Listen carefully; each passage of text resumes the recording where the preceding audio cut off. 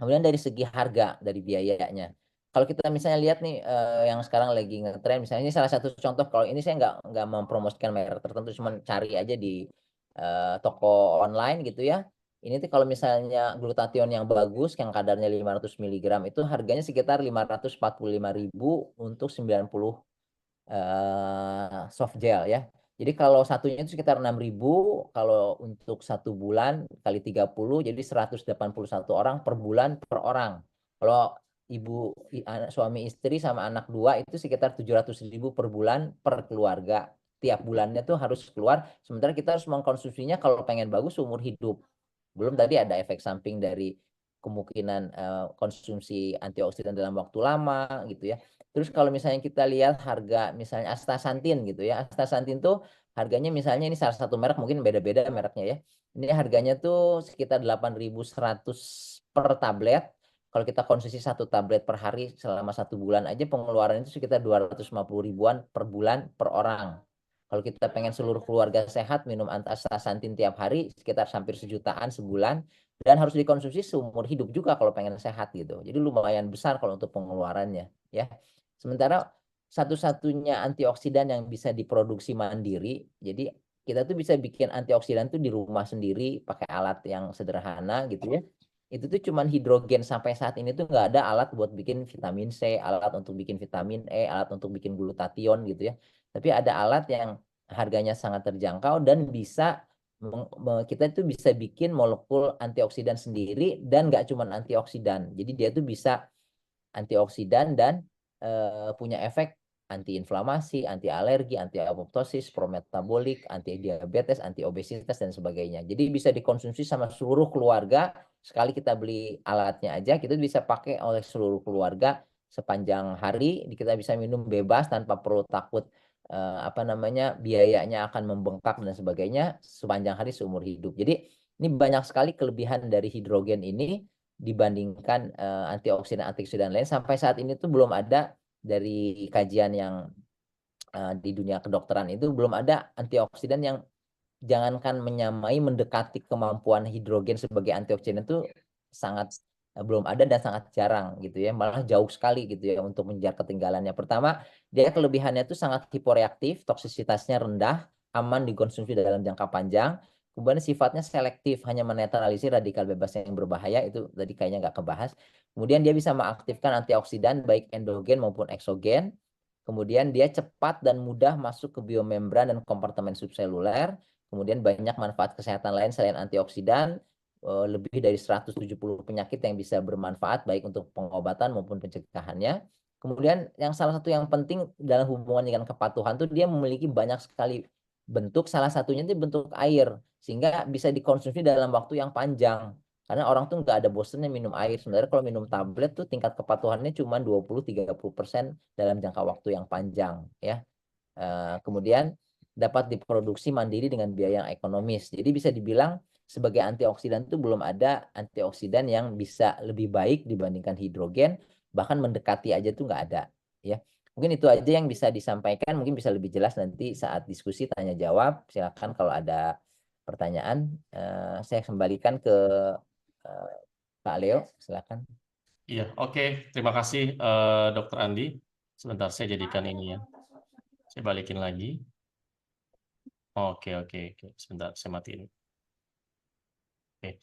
Nah, Dok, itu kan tadi udah bahas ya. Makasih ya, Dokter Andi sudah kasih pemaparan materinya. Berarti, Dok, kalau dibandingkan antioksidan dari hidrogen, kalau dibandingkan dengan vitamin C, vitamin E, glutathione, astaxanthin, berarti yang paling aman, tadi kan Dokter Andi kan bilang ya bahwa antioksidan itu sebenarnya ada ada sisi negatifnya juga. Artinya kalau kita konsumsi antioksidan dari sumber yang nggak jelas atau kita nggak tahu, itu malah bisa meningkatkan kanker ya. Ada beberapa antioksidan yang penelitiannya menunjukkan bahwa dia itu malah meningkatkan risiko penyebaran kanker ke tempat lain. Jadi orang-orang kanker minum antioksidan kok malah penyebarannya jadi lebih apa namanya lebih tinggi dibandingkan yang nggak minum antioksidan gitu. Sementara kalau hidrogen sih banyak sekali penelitian pada kanker yang terbukti bermanfaat baik untuk pencegahan, pengobatan, membantu pengobatan kanker dengan kemoterapi, kemoradiasi, meningkatkan keberhasilan kemoradiasi dan menurunkan efek samping dari efek samping kemoterapi maupun efek samping dari radiasi. Jadi penelitian pada kankernya itu jelas manfaatnya. Sementara ada beberapa penelitian lain, walaupun nggak disebutkan jenis antioksidannya, tapi ada antioksidan yang malah meningkatkan risiko penyebaran kanker ke tempat lain pada orang kanker yang diminum antioksidan tadi gitu. Oke, jadi sebenarnya kalau mau konsumsi antioksidan, yang paling aman dan terbaik adalah hidrogen. Kesimpulannya gitu ya, Dok ya? Ya, kalau jangka panjang ya, maksudnya terutama jangka panjang karena beda misalnya gini, kalau kita batuk pilek, kita pengen minum antibiotik yang paling bagus, kan itu minumnya paling 4 hari, 5 hari gitu.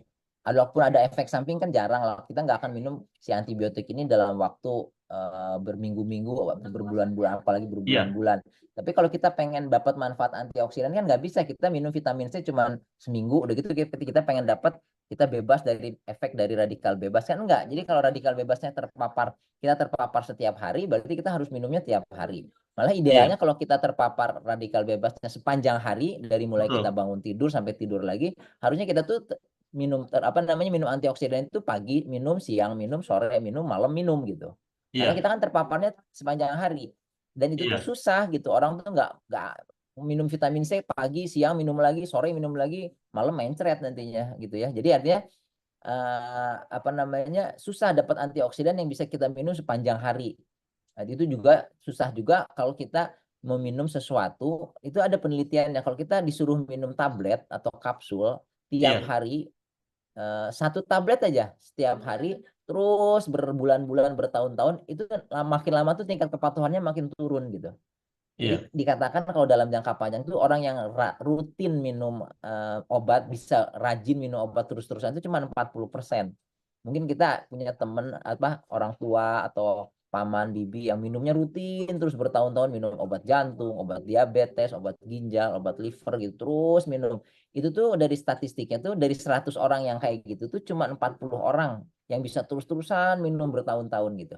Tapi kalau orang minum air kan enggak. Orang tuh bisa minum air tuh dari mulai anak kecil sampai orang usia lanjut kan nggak ada yang bosan minum air gitu. Karena si air itu namanya the key to survival. Jadi artinya the rule of three itu orang tuh nggak bisa hidup 3 hari aja nggak minum air tuh nggak bisa gitu. Nah, Oke, jadi itu oke. yang menunjukkan bahwa salah satu kepatuhan. Jadi selain untuk jangka panjang dia sangat aman dan juga bisa gitu. Ada yang misalnya anggaplah ada antioksidan lain yang aman, bisa Iya, dikonsumsi jangka panjang. Tapi orang tuh kalau minumnya tablet terus gitu lama-lama tuh bosen, enak gitu lama-lama dia tuh. Itu statistiknya tuh makin lama makin kepatuhannya makin turun oke. gitu. Dan kalau kita konsumsi misalkan jangka panjang, konsumsi vitamin C, vitamin E, glutathione atau astaxanthin itu juga bisa ada resikonya kan ya, Dok ya?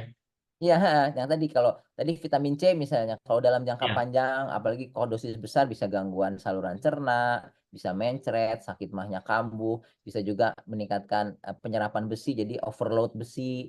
Kemudian juga bisa ada penyakit vitamin E itu bisa meningkatkan risiko kanker prostat. Ada juga iya, ada yang meningkatkan risiko perdarahan vitamin E. Kemudian kayak glutathione itu tuh penyerapan lewat saluran cernanya. Jadi kan kayak tadi kita beli tablet harganya 8.000 per apa 6.000 per tablet. Tapi ternyata dari penelitian kalau dimasukin lewat mulut penyerapan itu minim ya. sangat minim. Jadi makanya banyak yang dalam bentuk krim kan lewat kulit gitu. Ya tapi kan orang pakai krim berapa kuat sih berapa tahun tiap hari minum makan krim apa namanya diolesin krim gitu. Kemudian juga kayak astaxanthin atau glutathione itu kalau nggak salah tadi itu siapa atau glutathione rasanya sebaiknya tidak dikonsumsi pada ibu hamil karena penelitiannya itu masih oh iya glutathione kalau nggak salah yang penelitiannya itu belum banyak pada ibu hamil. Jadi ibu hamil dan menyusui sebaiknya tidak mengkonsumsi antioksidan dalam bentuk glutathione. Sementara kalau hidrogen sih orang mau hamil kayak malah banyak penelitian pada ibu hamil manfaatnya tuh banyak bahkan bisa menembus ke janin sehingga penelitian itu salah satunya tuh pada binatang percobaan tuh yang hamil itu dikasih hidrogen kemudian nanti diukur yang dilihat tuh malah yang bayinya ternyata bayi-bayi yang ibunya selama hamil mendapat hidrogen tuh parameter kesehatan itu lebih bagus dibandingkan ibu yang tidak mendapatkan hidrogen selama hamilnya tadi gitu. Oke, Dok. Jadi kalau tadi kan kalau kita bicara ukuran ya, Dok ya. Kalau glutathione itu kan ukuran 309. Kalau Hmm, astaxanthin itu kan ukurannya 500-an. serat. Hmm. 500-an. Artinya karena ukurannya besar 300 sama 800 300 glutathione, 500 itu astaxanthin, berarti dia untuk mau masuk ke dalam sel DNA susah dong, karena kan ukuran sel DNA lebih kecil di bawah itu. Ya, ya mungkin bisa ya, tapi lebih sulit lah, jauh lebih sulit dan konsentrasinya tuh harus tinggi. Jadi harus banyak minumnya, jumlahnya dalam banyak. Kalau jumlahnya banyak kan konsentrasinya tinggi itu lebih gampang menembus sel gitu. Tapi ukurannya bayangin misalnya glutathione 300 sampai 500 sama astaxanthin kan, itu kan Iya, 250 sampai apa namanya 150 150. sampai 250 kali lebih besar dibandingkan hidrogen ukurannya dari segi molekulnya. Jadi Iya, si hidrogen itu tuh salah satu kelebihan dari dia molekul yang sangat kecil tadi itu dia bisa dengan cepat dan sangat mudah masuk ke dalam sel, melindungi sel dari dalam, kemudian bisa menembus sel apa namanya otak yang tadinya dijaga sama blood brain barrier itu bisa cepat masuk ke dalam plasenta, ke janin gitu. Sementara oh, kalau antioksidan lain tuh kayak lama gitu, mau diserap aja lama, mau masuk ke dalam sel lama karena ukuran itu sangat besar gitu. iya. Terus juga Dok, belum ya. lagi sifat yang namanya reaktif. Kalau hidrogen itu sifatnya hiporeaktif, dia masuk ke dalam sel tuh kayak nggak terlalu masalah, sok silakan masuk aja. Itu nama salah satu sifat hiporeaktif tadi, toksisitasnya rendah gitu ya. Tapi kalau yang molekul-molekul lain tuh banyak yang masuk tuh ada alergi lah, ada yang sampai katanya glutathione tuh ada beberapa pasien tuh sampai merah-merah setelah minum gitu. Jadi banyak efek samping yang harus dimonitor untuk apalagi yang pertama kali minum antioksidan yang baru. Sementara kalau hidrogen ini tuh banyak sekali penelitian yang menunjukkan orang dari mulai bayi sampai orang usia lanjut dengan berbagai penyakit, orang penyakit ini penyakit itu tuh minum aja nggak ada masalah gitu. Sementara ada beberapa pasien-pasien tertentu tuh yang interaksi obat sama astaxanthin sehingga nggak boleh dikasih pada pasien-pasien yang minum obat ini gitu. Oke, oke. Dok, oh, teman-teman kalau Anda mau nanya sama Dokter Andi, silakan ya di kolom chat ya. Silakan Anda tanya apapun seputar hidrogen atau seputar eh, yang lain, seputar penyakit gitu ya. Oke, saya mau ini nih, mau baca nih Dok ya dari Ricky ya. Dok, kalau minum air hidrogen, apakah masih perlu konsumsi berbagai jenis antioksidan lain sekaligus? Sebenarnya jadi gini, kalau misalnya kalau saya pribadi ya, jadi manfaatnya kalau manfaat antioksidannya udah udah kalah lah semua sama hidrogen gitu ya. Cuman misalnya gini, Iya, kalau vitamin C misalnya dosis tinggi itu ada beberapa penelitian menunjukkan kalau kita minum vitamin C dosis tinggi, kita lagi infeksi saluran nafas itu lebih cepat sembuhnya. Efeknya tuh bukan efek antioksidannya tapi efek penyembuhan dari infeksi saluran nafas gitu. Jadi kadang-kadang kita minum, saya tuh kalau lagi batuk pilek misalnya saya minum vitamin hidrogennya tetap diminum tiap hari, tapi saya tambah sama vitamin C bukan sebagai antioksidan. Karena kalau udah antioksidan mah dibilang tadi udah susah ngejar keunggulan hidrogen sebagai antioksidan. Tapi kan saya nggak harus minum vitamin C dosis tinggi tiap hari seumur-umur gitu. Tapi pas lagi batuk pilek, lagi kurang fit, minum gitu biar lebih enak aja. Jadi boleh aja minum sekali-sekali minum astaxanthin seminggu, habis penyembuhan, habis pemulihan kita minum astaxanthin, minum glutathione 1-2 minggu udah selesai udah gitu. Jadi biar dapat manfaat-manfaat. Jadi yang tadi itu astaxanthin sama glutathione itu manfaatnya nggak cuma sebagai antioksidan aja. Jadi ada manfaat-manfaat lain. Kayak misalnya olahraga lah. Olahraga iya, tuh banyak manfaatnya untuk meningkatkan produksi antioksidan di dalam tubuh. Tapi kalau kita misalnya udah nggak perlu antioksidan udah paling bagus hidrogen, tapi jadi saya nggak olahraga. Padahal olahraga kan manfaatnya buat otak, buat sendi, buat jantung kan banyak, buat daya tahan tubuh. Jadi manfaatnya itu nggak cuma sekedar antioksidannya aja yang kita ambil gitu. Kalau kita mau minum glutathione untuk manfaat pada peningkatan daya tahan tubuh, ya boleh aja. Habis sakit, pas mau sakit kita minum glutathione seminggu. Orang-orang pada kena batuk pilek, saya biar nggak ketularan, saya minum vitamin C, minum glutathione, minum astaxanthin, suplemen berbagai macam. Udah orang pada sehat, kitanya udah nggak kena, kita berhentiin gitu. Jadi nggak masalah kalau mau minum, cuman untuk jangka panjang selain masalah biayanya, juga efek samping yang harus dipertimbangkan dan juga kalau mengejar antioksidan sih udah nggak perlu kalau kita minum hidrogen setiap hari sebenarnya.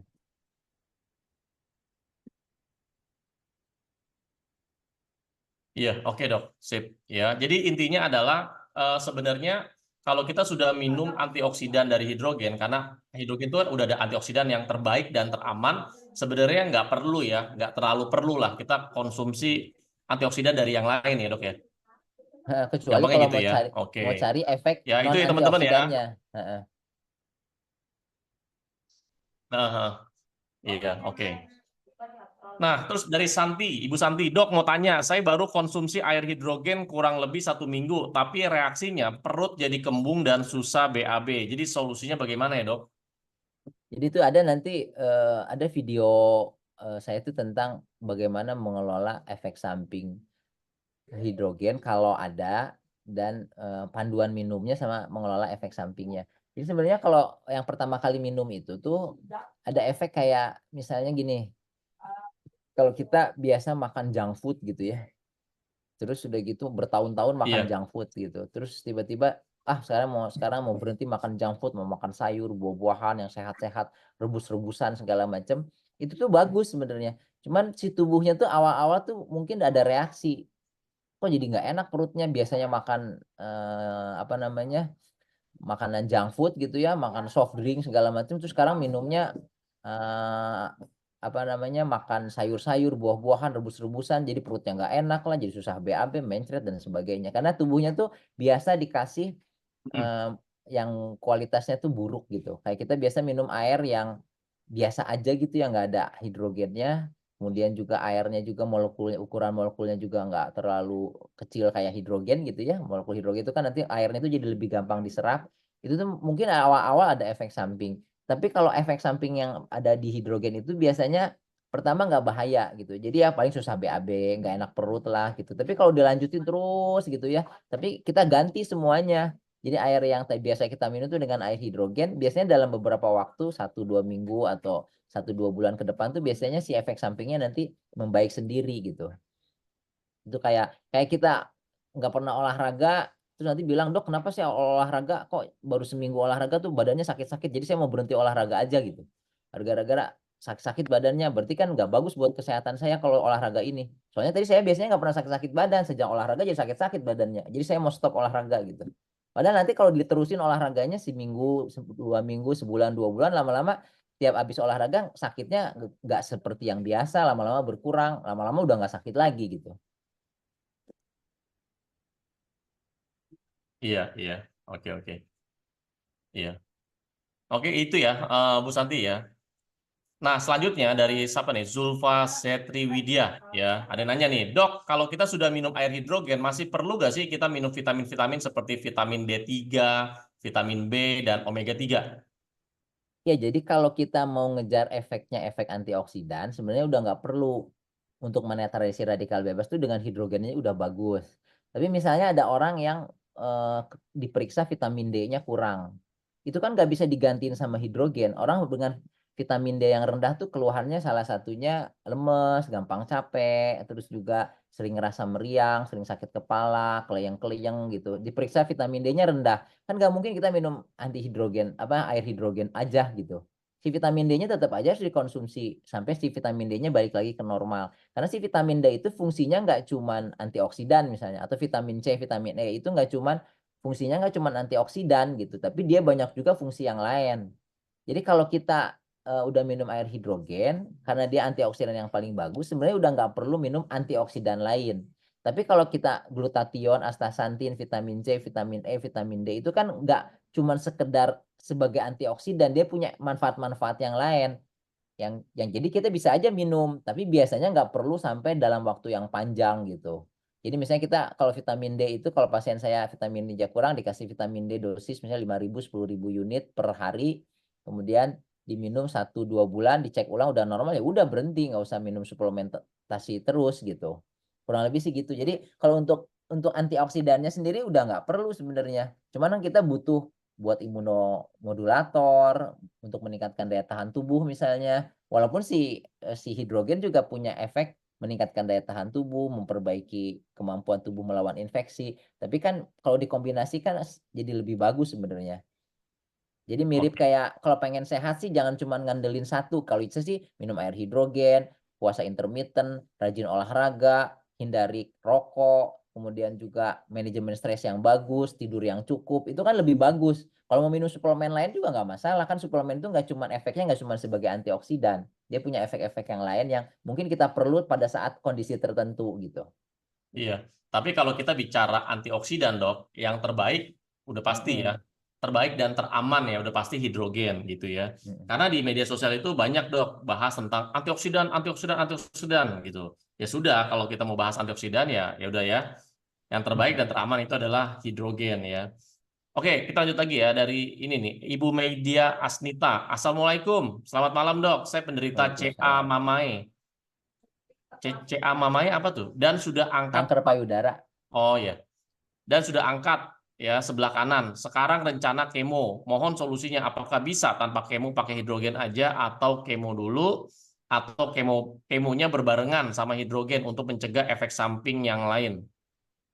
Kalau jadi tujuan dari kemoterapi itu tuh, jadi misalnya kalau ada orang punya kanker ya, kanker di payudara, di usus besar gitu, itu selnya tuh banyak sekali si sel kankernya itu. Paling bagus tuh dioperasi dulu, dibuang semuanya.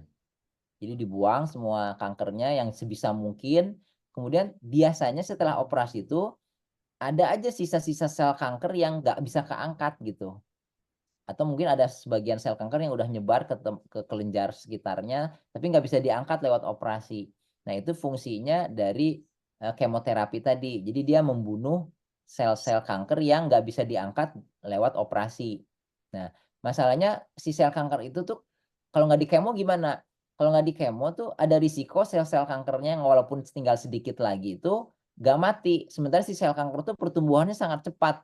Jadi kalau benar ada sel kanker sisanya yang nggak berhasil diangkat lewat operasi walaupun cuma sedikit, dalam waktu 1, 2 bulan, 3 bulan, 6 bulan ke depan tuh bisa tambah banyak, jadi timbul benjolan baru gitu. Makanya biasanya para dokter kanker ya ahli kanker itu hemato-onkologi medik gitu ya. Biasanya setelah dioperasi dilanjutkan kemoterapi, ada berapa siklus, mungkin biasanya 6 siklus sampai 9 siklus gitu ya, tiap berapa minggu supaya memastikan nggak ada lagi sel kanker di dalam tubuhnya. Nah, si kemoterapi itu banyak pada banyak pasien tuh efek sampingnya tuh lumayan berat gitu ya. Jadi efek samping dari mulai mual, muntah, terus juga rambut rontok dan sebagainya. Nah, dari penelitian-penelitian tentang hidrogen ini, si ada dua manfaat dari hidrogen ini pada orang yang menjalani kemoradiasi. Pertama, dia tuh terbukti bisa menurunkan efek samping dari kemoradiasi.